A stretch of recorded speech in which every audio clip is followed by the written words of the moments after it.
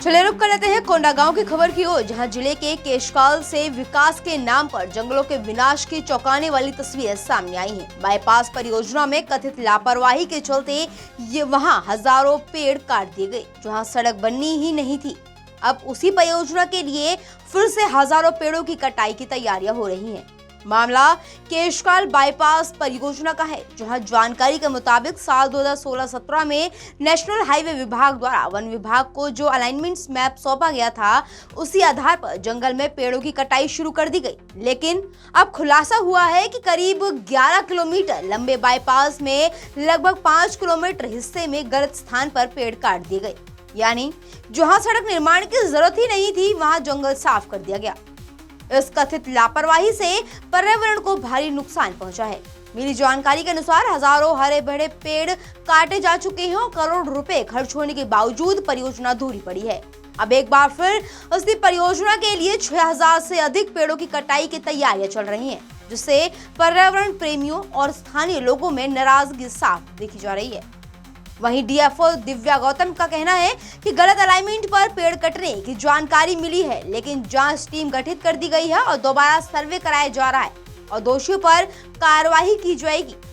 अब बड़ा सवाल यह है कि क्या हजारों पेड़ों की भरपाई हो पाएगी? क्या जिम्मेदार अधिकारियों पर सख्त कार्रवाई होगी या फिर विकास के नाम पर जंगलों का यह विनाश फाइलों में दब कर रह जाएगा?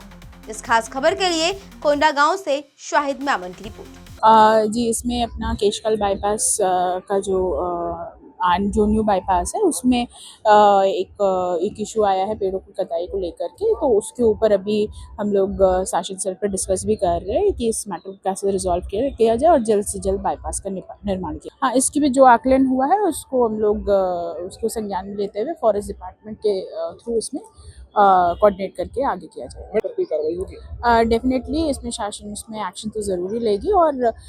जो भी क्योंकि प्रोजेक्ट हमारा बड़ा है तो इसके ऊपर हम लोग गहन रूप से समीक्षा भी कर रहे हैं और जल्द से जल्द इसका निराकरण भी करेंगे। एक्चुअल में अभी मार्च में केशकाल बाईपास वाले जो प्रोजेक्ट है उसमें एनएच विभाग ने हमें संज्ञान में ये हमारे लाए कि उसमें जो जिस अलाइनमेंट में काम होना था उस अलाइनमेंट से कुछ दूरी में पेड़ नहीं कटे हैं, पेड़ कटने शेष रह गए। ये उनके द्वारा हमारे संज्ञान में लाया गया और जिसके पश्चात मैंने एक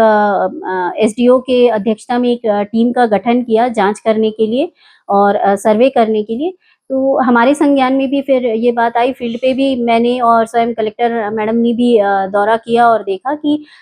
जिस अलाइनमेंट में पेड़ कटना था उसमें कुछ दूरी में लगभग जो 5 किलोमीटर के आसपास होगा, 11 किलोमीटर में से उसमें पेड़ कुछ जगह अन्य अलाइनमेंट में कट गए हैं और जिसके बारे में अभी हम लोगों के एक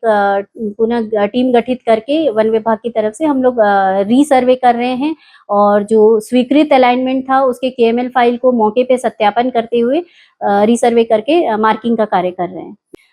वर्ष 2016-17 में पेड़ों की मार्किंग हुई थी और कटाई का कार्य हुआ था और कुल 11 किलोमीटर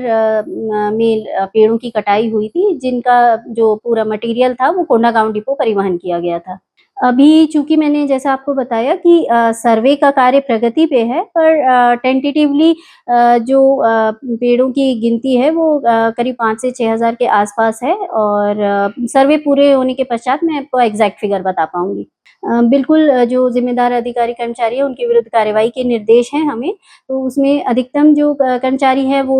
रिटायर हो चुके हैं और कुछ एक कर्मचारी अन्य वन मंडलों में पदस्थ हैं, तो उन्हें हम स्पष्टीकरण और शो कॉज नोटिस यहाँ से जारी कर रहे हैं। बिल्कुल, उसमें चूंकि 2016-17 में केशकाल वन मंडल से तत्कालीन वन मंडलाधिकारी ने एक जॉइंट टीम का गठन किया था, जिसमें वन विभाग और एनएच विभाग के कर्मचारी अधिकारी सम्मिलित थे और उनकी ड्यूटी लगाई गई थी कटाई का पूरा मॉनिटरिंग करने के लिए और उसको जो टाइम पीरियड दिया गया था उसमें कंप्लीट करने के लिए। तो इसमें एनएच विभाग के कर्मचारी भी सम्मिलित थे कटाई के दौरान और यदि गलती हुई है कटाई में तो दोनों ही विभाग के कर्मचारी जिम्मेदार हैं और उनका भी नाम हमारे द्वारा प्रस्तावित किया गया है उनके अधिकारियों को। ये एक्चुअल में शासन स्तर का विषय है, तो यदि नए पेड़ कटेंगे तो उसके लिए क्या हमको अतिरिक्त राशि प्राप्त होगी या हमें उसी राशि से उसको करना होगा, यह शासन स्तर का विषय है जो जिस पे मैं टिप्पणी नहीं कर पाऊंगी। अलाइनमेंट जो है वो बीच-बीच में 2 से 3 जगह पे थोड़ा-सा डिफरेंशिएट हुआ है ओरिजिनल जो स्वीकृत अलाइनमेंट से, और हमारी टीम दोनों एंड से कर रही है, सिलियारा एंड और दादरगढ़ एंड से सर्वे का काम और मार्किंग का काम कर रही है। तो मोस्ट प्रोबेबली हम लगभग 5 से 6 दिनों में ये काम पूरा कर पाएँगे।